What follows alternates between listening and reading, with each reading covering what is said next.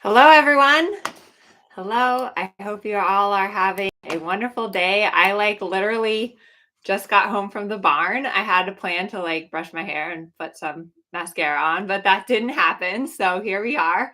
I think that's kind of the life of barn horse people is it always feels like you don't have enough time and the stuff taking care of yourself and looking good kind of goes to the end.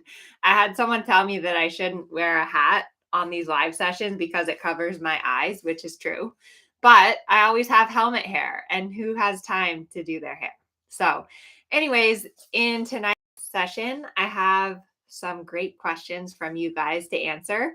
I also wanted to read through a post from Facebook where we were asking you guys to just share some of your wins because I think dressage is so hard and it's really important to celebrate the little things, like the little improvements that you make with your horse because while they seem insignificant to someone else, it's those little things and those little bits of improvement that make such a huge difference. Oh, hi, Lori. You're here early tonight, Lori. So, a few updates. As you guys know, I was supposed to go to the horse show last weekend. I had like 5 horses entered at the horse show, and they had a few cases of the EHV1, and I decided not to go, which was a hard decision. But unfortunately, there have been a lot more cases of the virus here in California, and it's kind of a scary virus because it seems like some horses will run a temperature, but then it can progress into the horses becoming neurologic. And once they become neurologic, you pretty much have to euthanize them because they can't get up. And so that's happened to a few horses. So it looks like a lot of California is like shutting down and we're not really letting any horses come in or leave our facility. I was talking to the owner of my barn. And so at my barn, there's 5 trainers. There's about 100 horses. So it's a big facility. And my barn owner called me today and she's concerned about the virus. And she said, and it's so true as horse people that the coronavirus is one thing. Like if we get sick, we'll deal with it. But if our horses get sick, she was like, I'm way more concerned about the horse virus than I am about the coronavirus. So that's true. And horses are very fragile. So fingers crossed that it doesn't come to my barn. And I feel so bad for everyone that has lost a horse to anything, but especially the virus that's going around in spirit. So, anyways, that's the update on the virus. I'm glad that I didn't go to the horse show because a lot of people did. And if I had gone, then when I came back home, I would have had to isolate my horses for, they're saying like between 7 to 14 days, which would be really hard to do at my barn. Like I said, there's so many horses there. So it was a good decision not to go, even though at the time it was hard. What other updates? Oh yeah, so I've been doing for my courses, I always have office hours. And one thing that has been really fun with the groundwork masterclass and also with the monthly workshops that I do is that people have been sending me little video clips. And then I can actually play the video on Zoom and we can go over the video together, which is super, super helpful. Not only for me, because I can see exactly where you guys are and it helps me give you better content, but also for the student, because like we talk about, okay, there's this theory and there's these exercises you can do, but sometimes you really need someone there to look at you exactly and to look at your horse exactly and to say, hey, look, this is what you're doing wrong here. This is exactly what you need to change. And I was helping a student on last night's Zoom call, and she had a little bit of a asymmetry in her upper body. And it was great because she could actually see it. And we went through her video together and I was like, okay, we paused the video. Now look at your body position. And that has to change. And so I think that that's what's really cool about the Zoom sessions and the videos that I do is that it's a different avenue for you guys to improve and for you guys to learn. because sometimes when you're on your horse and in the moment, there's so much going on, so much else going on. Like you have to be thinking about what your horse is doing, what's going on next door, what you should be doing. And so to find another way to help you learn, whether it's watching videos or taking a course or coming to office hours or listening to a Q&A session like this, is just opens up a whole nother avenue that helps to make progress and to actually learn and to complement the lessons that you have, the one-on-one lessons that you have with your instructor. So Claudia says she wants to start the groundwork masterclass. You can't wait for November. Yeah, so that's a little bit of a challenge. And with my master classes, I like to have a group of students that go through it together, because the office hours and that one-on-one support is so important, where you can submit your videos and I'm there to answer your questions, and that is really important. So yes, I will be doing it soon. Also next month, so mark your calendars, Sunday, March 13th, I'm going to be doing a free webinar on the dressage training scale. That's going to be a tricky day because the time changes. So I don't know if everyone's going to be able to show up, because some people switch time zones, other people don't switch time zones.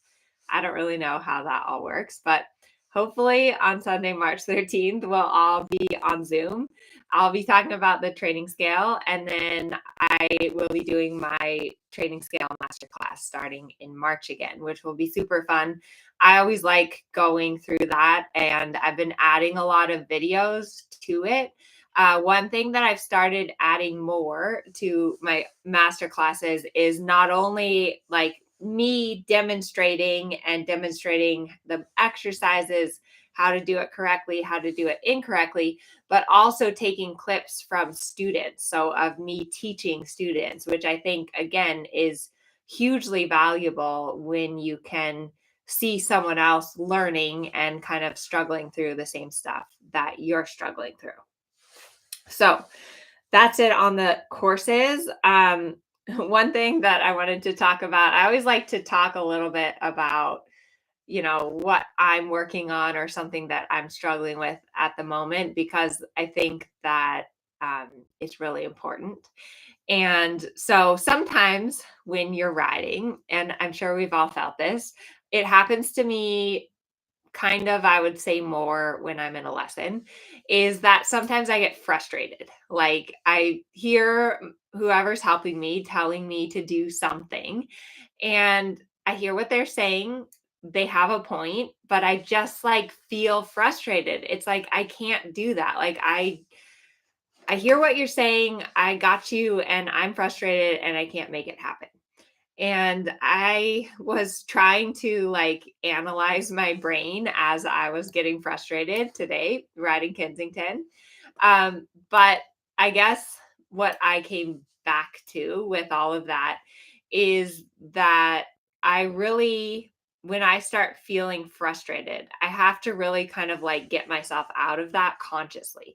And I have to think about breathing. I have to think about relaxing all of my muscles, because when you get frustrated, you tense up everywhere. And like for me, especially, I tense up in my neck and in my shoulders so much. And it's funny because I was reading Sally Swift's book, Centered Riding 2. Here it is. It's a really good book. You see all my sticky notes. But she talks about kind of this body scanning and like scanning your body and feeling where you have tension in your body. And you'll notice that that same place that you have tension carries over into your horse. And so when you start to feel frustrated and you start to tense your body, it's going to make your horse's body get tense. So some strategies that I was using was like just trying to breathe, recognizing that I was getting frustrated and like, okay, what can I do to let go of this frustration? Sometimes even just stopping for a minute, like giving your horse a loose rein, taking a 30-second walk break, and just kind of letting that frustration diffuse and then starting up again, I think is a really good idea. And sometimes I think, like when you're in a lesson, it's hard because you want to be really respectful of your trainer and you want to listen and you want to try to do what they're telling you. But sometimes, if you feel like you're getting really frustrated, if your horse is getting really frustrated, then sometimes you might have to like stop for a minute and say, "Hey, I don't understand what you want," or "This is what I'm feeling." Because it's true that sometimes what your trainer sees, like, for example, today, so I was riding Kensington and my husband Herman was helping me, which we're pretty good when we help each other. But again, it's always like I get a little more frustrated with him because he's my husband. And so there's like that emotional component. But anyway, so I was riding Kensington and he was saying, you have him too curled and over positioned in the neck. So he was too low and over bent in the neck. And it's like, yeah, I know that I have him there, but the reason I have him there is because I can't get him soft. Like he feels stiff. And, it's really helpful to have some eyes on the ground because he was absolutely right that like curling him behind the vertical, over bending him, that's not going to get him soft. But when you can tell someone like, this is what I'm feeling, now help me get through that. How can we get to where I have a better feeling?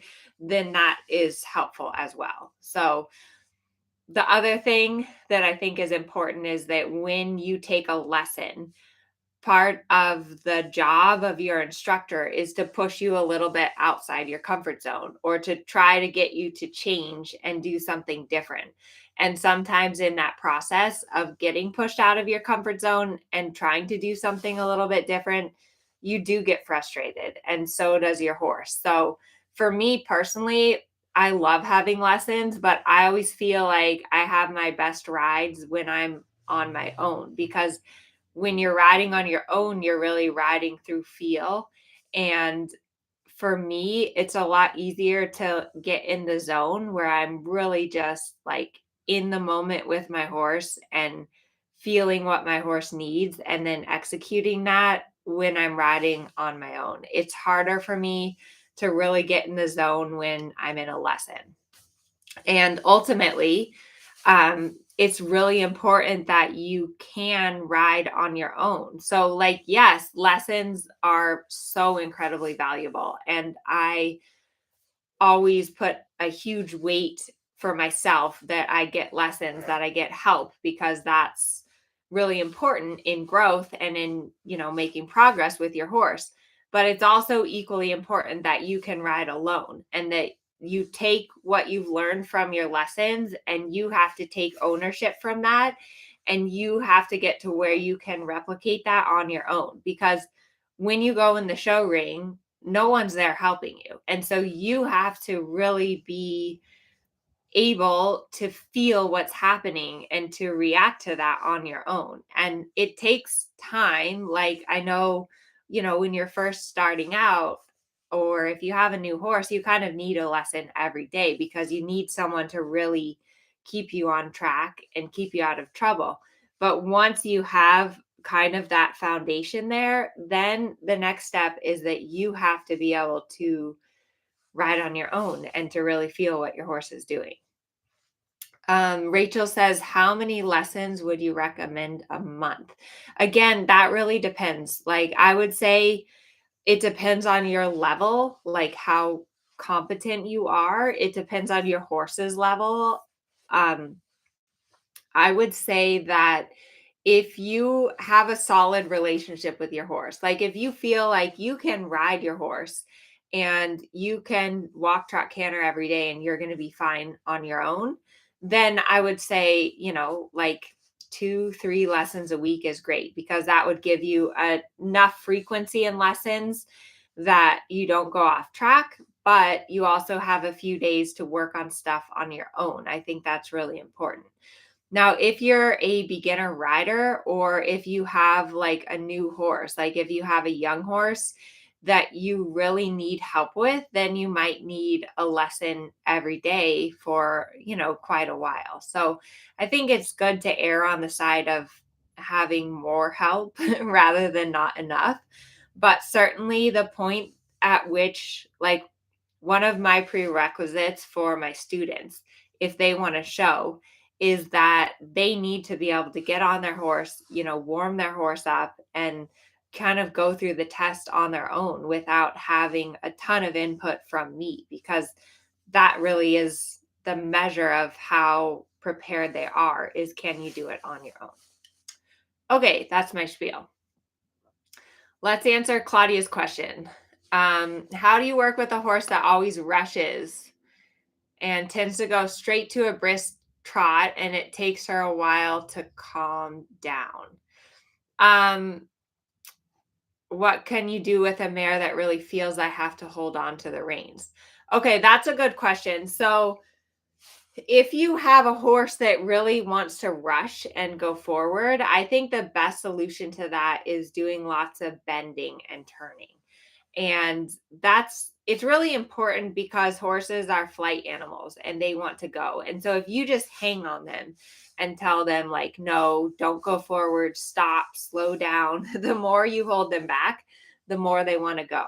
But if you can kind of bend and turn and yield and bend and turn and yield, then you can let some of that energy out, but in a way that is still controlled for your horse. So I would recommend starting from the ground, doing lots of like bending and yielding, and really get the horse supple on the ground so that when you get on, that you can immediately start bending and turning. And every time you bend your horse and turn your horse, it helps them to slow down a little bit. When I was younger, we used to go and move cattle from one pasture to the next. And we would always be out there on some, like, green broke young horse. And the cowboy I worked with, Larry, he would say, just go out there and just trot small circles around the sagebrushes. And we just trot small circle left, small circle right, like tiny turns until the horse would kind of relax and line out. And then you could let them, trot more and more straight lines. Okay, I have a lot of questions printed out. First one is from Heidi. I would love to hear your rehab protocol for any horses that have had significant time off.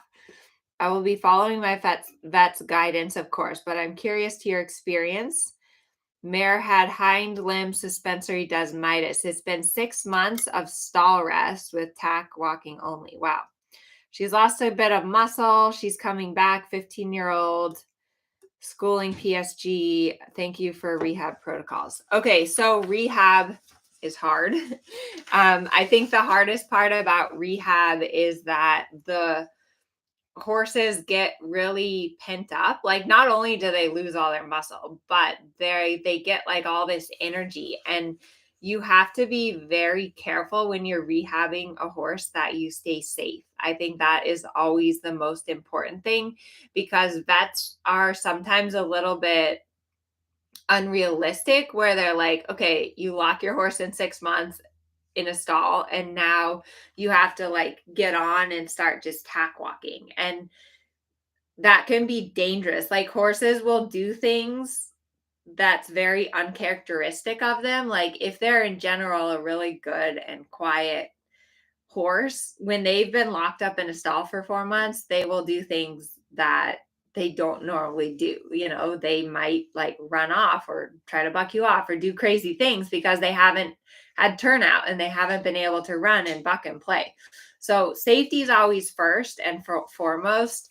I am not a fan of drugs, but I have had horses rehabbing them that I have had to give them a little bit of ACE just so that I stay safe and so that the horse stays safe. Because if they buck you off and go galloping around the property, then that kind of defeats the whole purpose of doing the rehab. The other thing that I recommend for rehab is, in general, especially with a suspensory, you want to avoid small turns and anything lateral for as long as possible. So you can start doing transitions like walk, halt, walk, or trot, walk, trot, or even some rein back to get the horse's top line strong.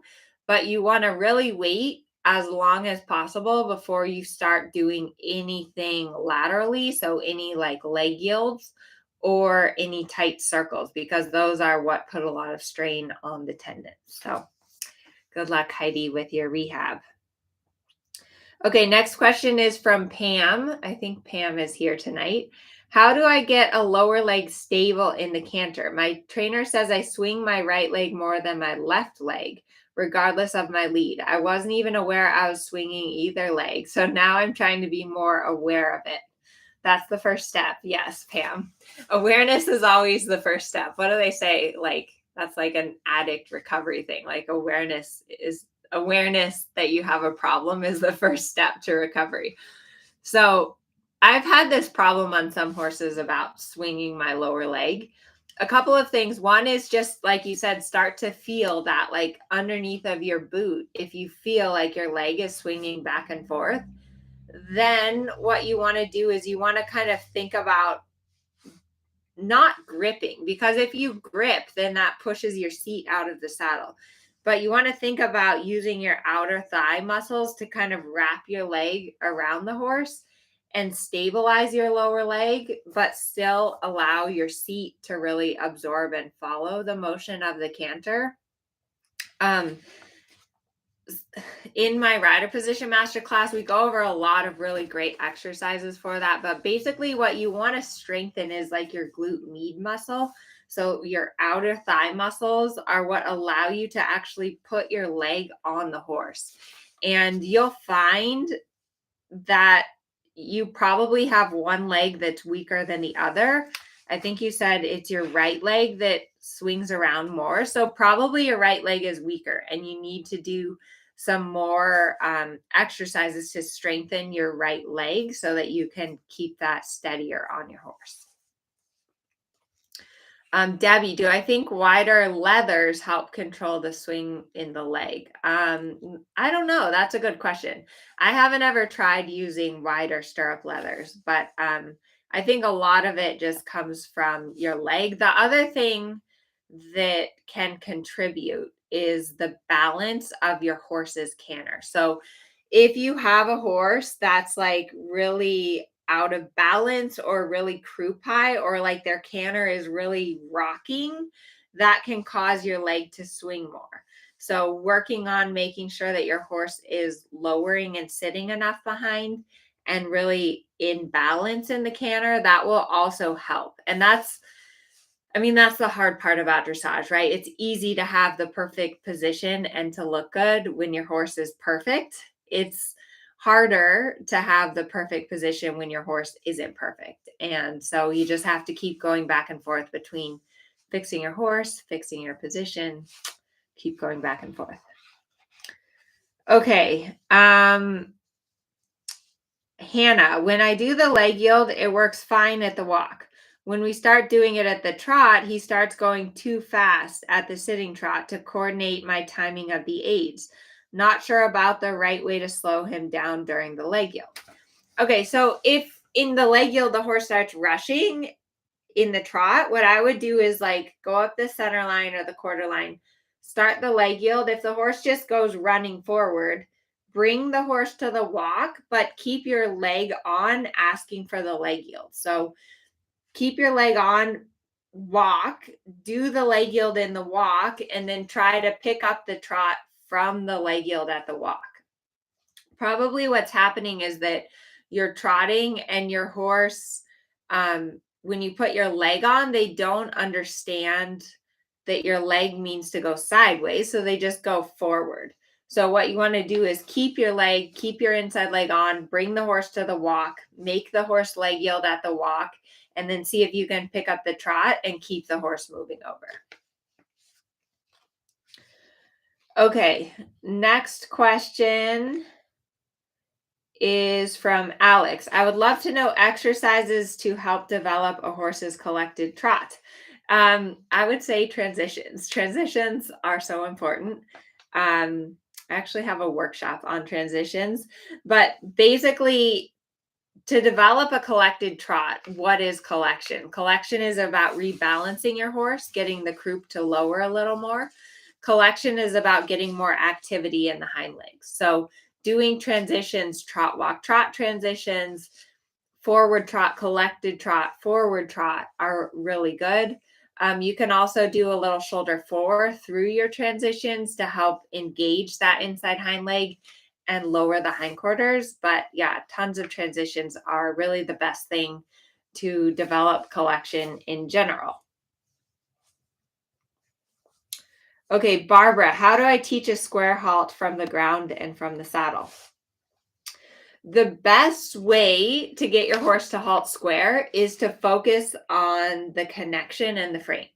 So when you can go into the halt and your horse is really round and their back is up, they're going to be much more likely to halt square than if when you go into the halt, they stick their head up and they look around and they pull on you or they curl behind the bit. So that is my best tip for getting square halts is just really focus on the contact that you want to have, 6 ounces of pressure in your hand and that the horse's pull is up, but the horse is really round. And if you can keep that into your halt, it's going to go a long way to getting your horse to halt square. And if you have, eyes on the ground, that's always the best because it's hard to feel it. Like it's hard to know if your horse is square or not. And then, like, if you lean over to the side and try to look and see if your horse is square or not, then usually that messes up the halt. So just focus on the contact and the connection and don't worry too much about it. The more that you obsess over it, sometimes the worse it gets. I also like to work on my halts along the rail because that helps to keep the horse straight. So,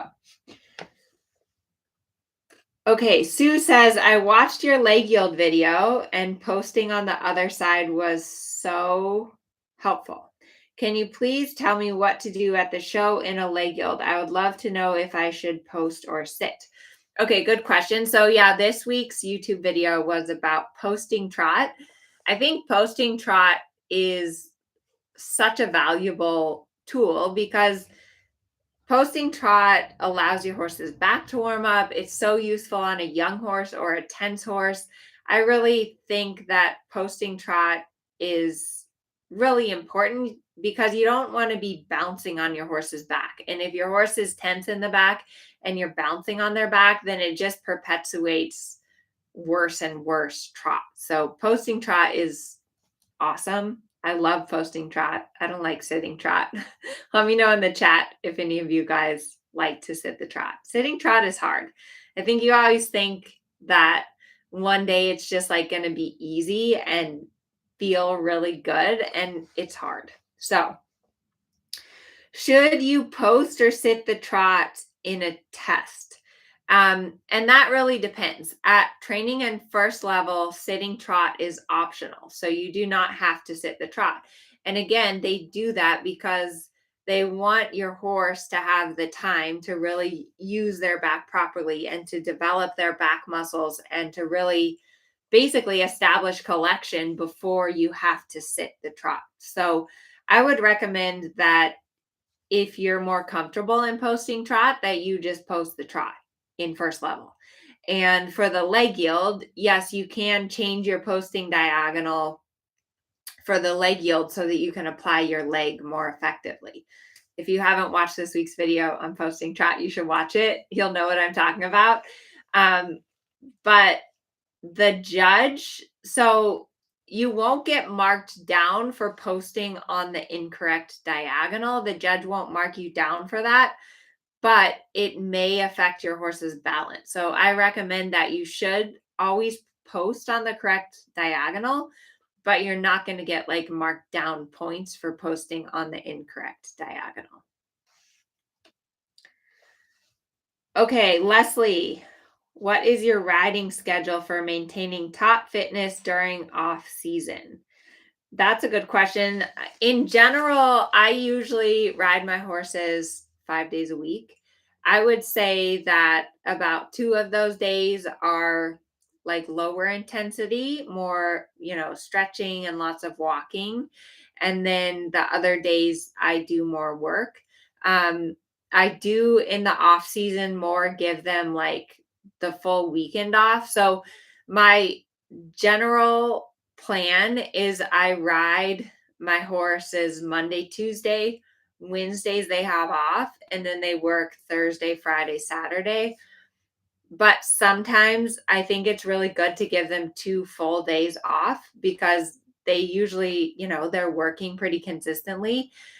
So sometimes I do give them 2 full days off. I think that consistency is probably one of the most important things, is that you're not like, leaving your horse locked up in their stall and then working them super hard 2 days a week, because that's just not good for them. And particularly at my barn, we have some turnout, but it's not like the horses are out all day.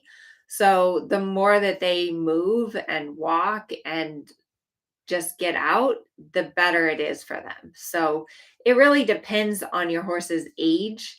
It depends on like what level you're riding or training. Certainly as my horses get older, like I have a few horses that are like 15, 16. I try to be really smart about what I do with them on a daily basis, and that I don't overwork them, that I maintain a level of fitness, but I don't overstress the difficult movements that put a lot of strain on your horse. So, movements that put a lot of strain on your horse are things like half passes, pirouettes, small circles, small turns.